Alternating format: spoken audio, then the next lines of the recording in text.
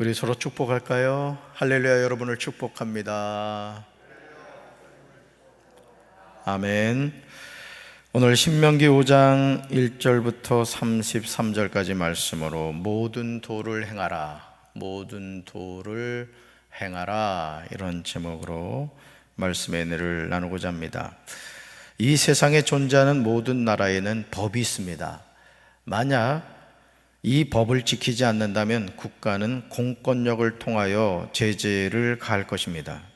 사실 법을 지키는 사람에게 있어서 법이란 있는 듯 없는 듯 합니다.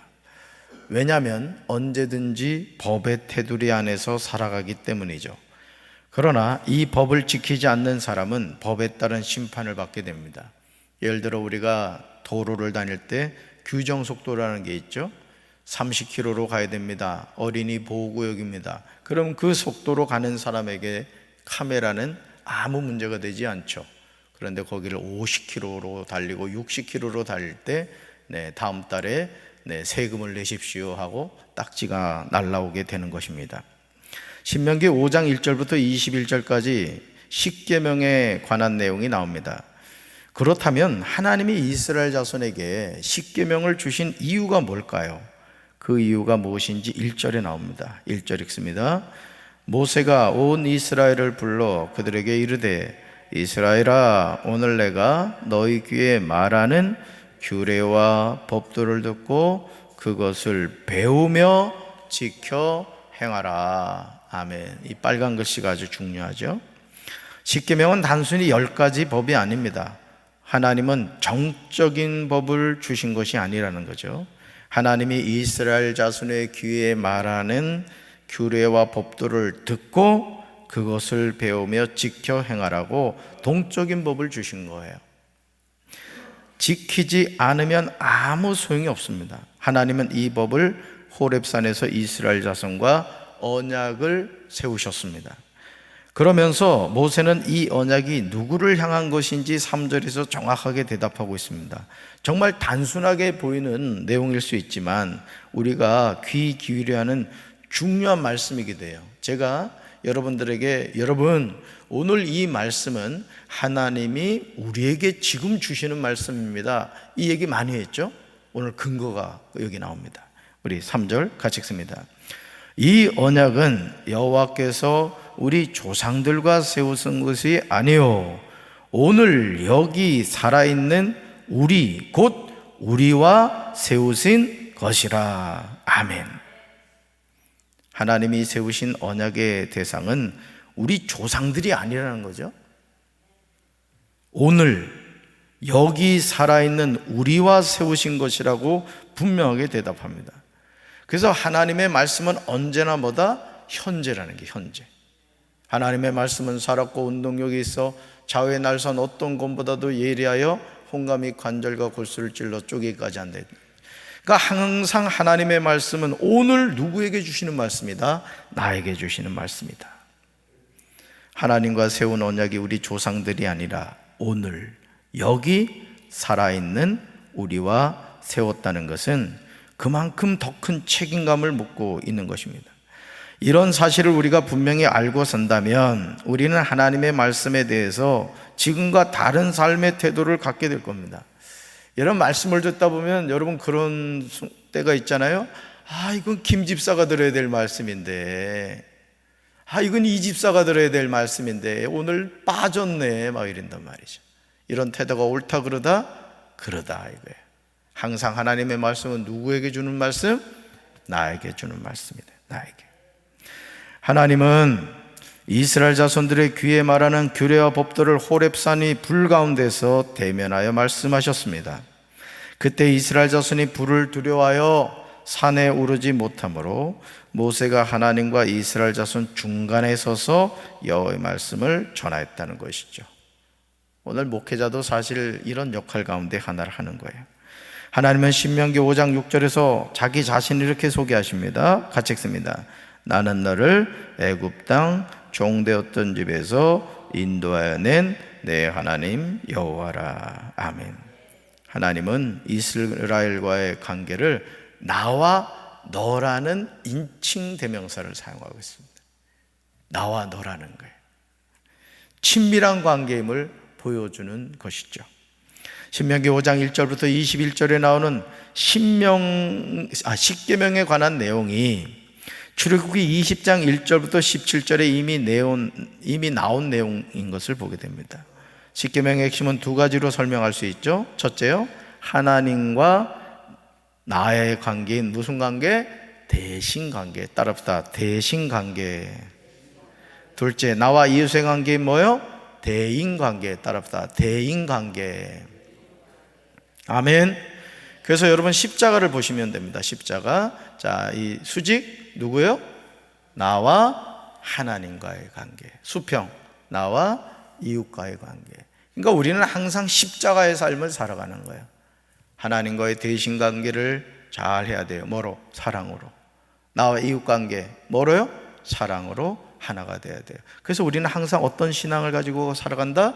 십자가의 신앙. 또요, 부활 신앙을 갖고 살아가는 것입니다. 사실 이 두 가지는 하나입니다. 하나님을 사랑하는 사람은 하나님의 계명을 지키게 되고, 하나님의 계명을 지키는 사람은 하나님을 사랑하며 살게 되는 겁니다. 하나님은 이스라엘 자손을 애굽 땅 종되었던 집에서 인도하여 내셨습니다. 어떻게 인도하여 내셨습니까? 15절을 보시면 하나님의 강한 손과 편팔로 거기서 인도하여 내셨다고 증언합니다. 하나님은 이 일을 기억하라고 분명하게 말씀하셔요. 그러니까 여러분, 우리가 신앙생활하면서 이 기억하는 게 중요한 게 기억하는 거. 하나님이 나에게 베푸신 은혜를 기억하고 나 같은 죄인이 어떻게 구원을 받았는가를 기억하는 거예요. 그래서 여러분, 이 찬송가는 뭐냐면 기억하는 겁니다. 찬송가 가사를 보세요. 예를 들어 254장이 내 주의 보혈인데 이렇게 가사가 나와요. 내 주의 보혈은 정하고 정하다. 내 죄를 정케 하신 주 날 오라 하신다. 내가 주께로 지금 가오니 십자가의 보혈로 날 씻어 주소서. 자, 뭐예요? 찬송가는 기억하는 거예요.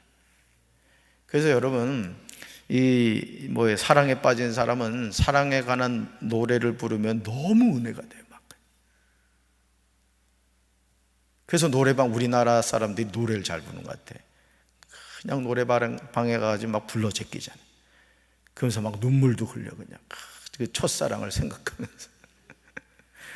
그러니까 찬송가는 뭐다? 기억하는 거예요. 누굴 기억해요? 하나님의 은혜를 기억하는 거예요. 주님의 은혜를 기억하는 거예요. 성령님을 기억하는 것이라는 거죠. 하나님이 이스라엘 자손에게 제시하시는 십계명은 단순히 법의 개념이 아닙니다. 하나님은 법으로서의 십계명보다 삶으로서의 십계명을 말씀하고 있다는 거죠. 그러니까 여러분, 우리가 이 신앙생활이잖아요. 이게 참 중요해요. 신앙생활을 해야 되는 거예요. 신앙이 뭐로 나타나야 된다? 생활로 나타나야 된다. 이게 하나님이 우리에게 원하시는 바른 모습이라는 거예요. 근데 신앙은 신앙이고 생활은 생활인 사람들이 있어요. 교회에서는 그냥 거룩한 모드로 딱 살아가는데 교회 현관문 딱 벗어나자마자 그냥 아주 그냥 성경 딱 숨기고 아예 가지고 다니지도 않고 그런 경우가 있다는 거죠. 규례와 법들을 듣고 그것을 배우며 지켜 행하는 삶을 살라고 하십니다. 삶이 없는 신앙은 무용지물이죠. 이 목회를 하다 보면 총회나 연회나 지방회나 구역회나 당회나 어떤 모임에서 이 법이요 하는 분들이 있어요. 물론 이런 행동도 필요합니다. 문제는 이런 법이요 하는 분들이 선한 의도가 아니라 악의를 가지고 법을 찾는 경우가 적지 않다는 거죠. 법을 따지기 전에 우선적인 것은 말씀을 듣고 배우며 지켜 행하는 삶을 살아가는 것이죠. 이런 삶을 살아갈 때 하나님은 이런 사람에게 은혜와 복을 주시는 거예요. 잘 들으세요. 말씀을 들어야 돼요. 또 말씀을 배워야 돼요. 말씀을 지켜 행하는 삶을 살아야 돼요. 이게 중요합니다. 듣고 배우고 지켜 행하는 삶이에요. 너무너무 중요한 거예요. 신명기 5장 22절부터 33절을 보시면요, 이스라엘 자손이 하나님의 음성 듣기를 두려워하는 내용이 나옵니다. 먼저 22절을 보시면 모세는 자신이 십계명을 어디서 받아왔는지 고백하죠. 22절 읽습니다. 여호와께서 이 모든 말씀을 산이 불 가운데 구름 가운데 흑암 가운데서 큰 음성으로 너희 총에 이르신 후에 더 말씀하지 아니하시고 그것을 두 돌판에 써서 내게 주셨느니라. 아멘. 하나님이 이 말씀을 선포하신 것이 어디입니까? 산이 불 가운데요, 구름 가운데입니다. 흑암 가운데입니다. 하나님은 큰 음성으로 이스라엘 자손에게 말씀하셨어요. 그런데 25절을 보시면 이스라엘 자손이 이상한 요청을 하는 것을 보게 되죠. 불 가운데 나오는 음성을 두려워한 거예요. 25절 읽습니다. 25절. 이제 우리가 죽을 까닭이 무엇이니까?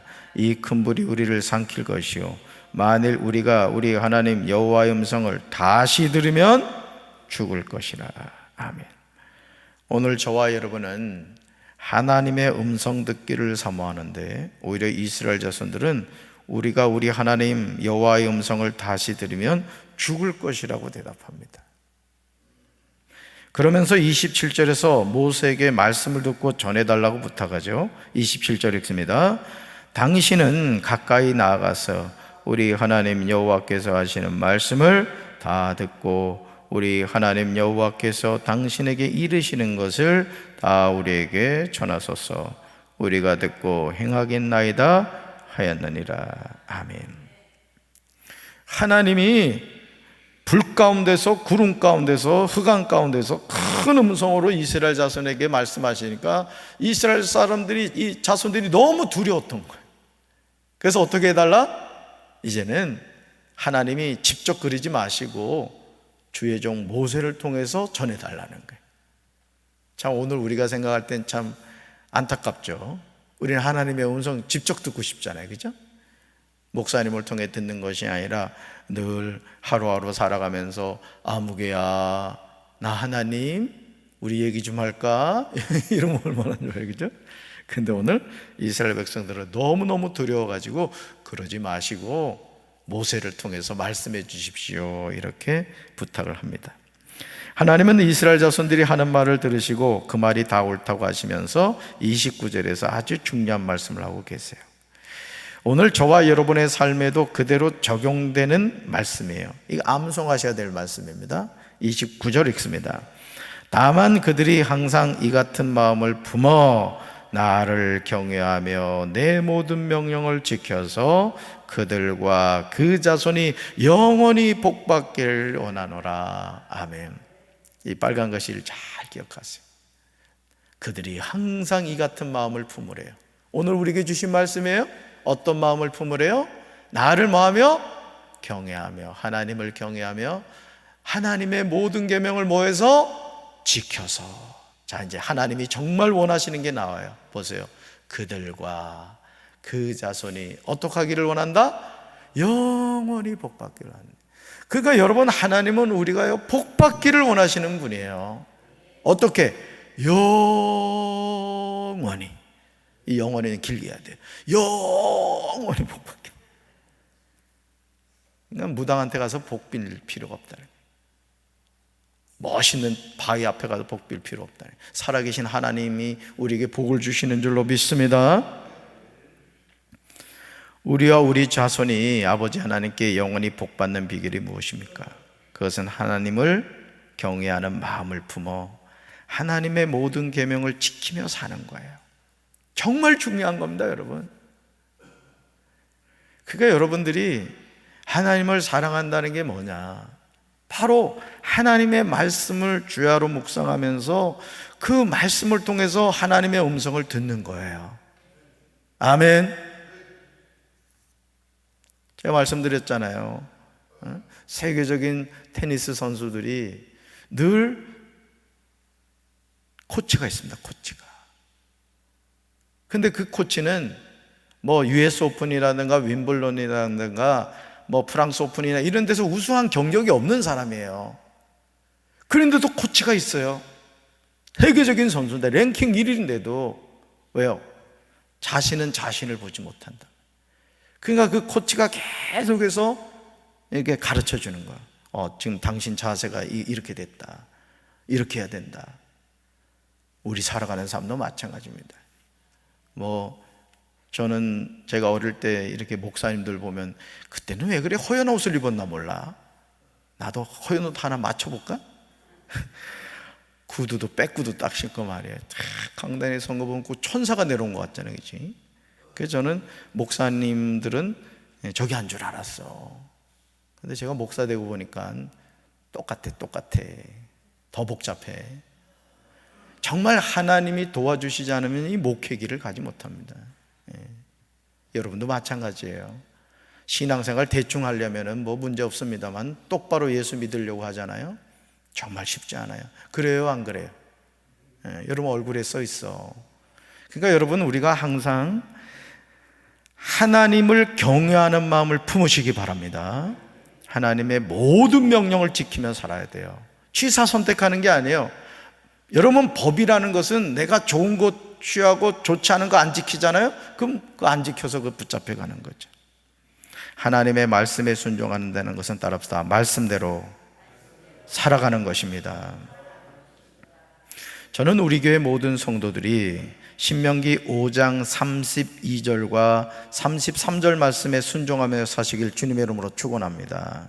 하나님이 명령하신 모든 도를 행해야 돼요. 자, 32절과 33절 읽습니다. 그런즉 너희 하나님 여호와께서 너희에게 명령하신 대로 너희는 삼가 행하여 좌로나 우로나 치우치지 말고 너희 하나님 여호와께서 너희에게 명령하신 모든 도를 행하라. 그리하면 너희가 살 것이요 복이 너희에게 있을 것이며 너희가 차지한 땅에서 너희 날이 길리라. 아멘.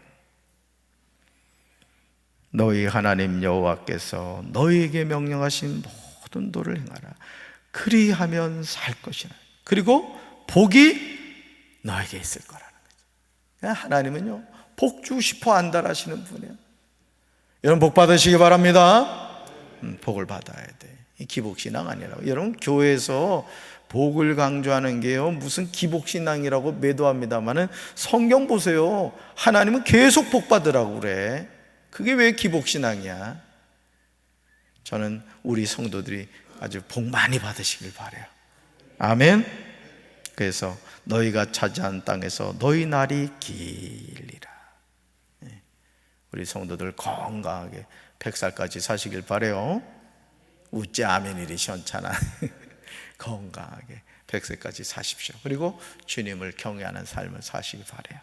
오늘도 저는 우리 사랑하는 성도 여러분들이 항상 하나님을 경외하는 마음을 품어 하나님의 모든 명령을 지켜서 여러분과 여러분 자손이 영원히 복받는 그런 믿음의 명문가가 되시기를 주님의 이름으로 축원합니다. 가슴에 손 얹겠습니다. 하나님 아버지, 너희 하나님 여호와께서 너희에게 명령하신 모든 도를 행하라. 그리하면 너희가 살 것이요 복이 너희에게 있을 것이며 너희가 차지한 땅에서 너희 날이 길리라고 말씀하신 주님, 우리에게 복 주시기 원하시는 그 하나님을 경외하며 우리가 말씀대로 순종하며 살아가는 이 하루가 되게 하여 주옵소서. 우리 사랑하는 성도들에게 흔들어 넘치는 축복으로 함께해 주시고 복을 주시는 분이 하나님이신 것을 기억하며 하나님을 경외하는 믿음으로 날마다 용기를 다하여 씩씩하게 살아가게 하옵소서. 예수님 이름으로 간절히 축복하며 기도합니다. 아멘.